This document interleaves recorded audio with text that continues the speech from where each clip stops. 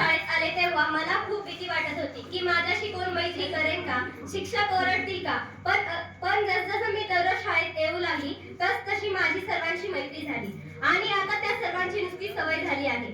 दररोज ते शिक्षकांचे तास, विद्यार्थ्यांनी दंगा करू नका असा ओरडा, मधून मधून जोक सांगून हसणे व परत त्या विषयाला धरून त्याचं मार्गदर्शन करतात.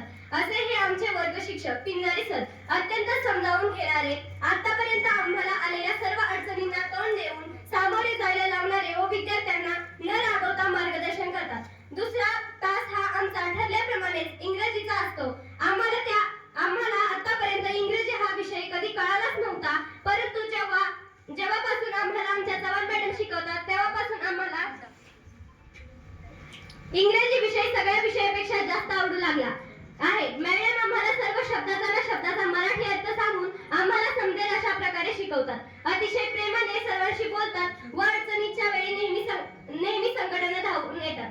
त्या नेहमी सगळ्यांसाठी तत्पर असतात व त्या कविता खूप छान लिहितात आणि ते पण अगदी कमी वेळात.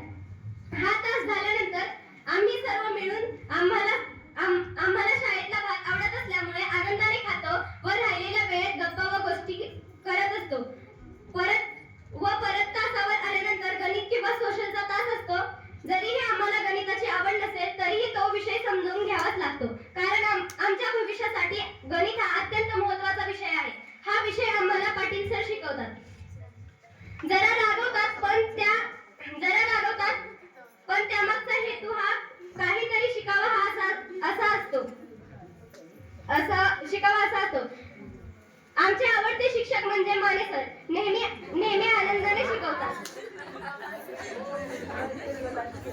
आम्हाला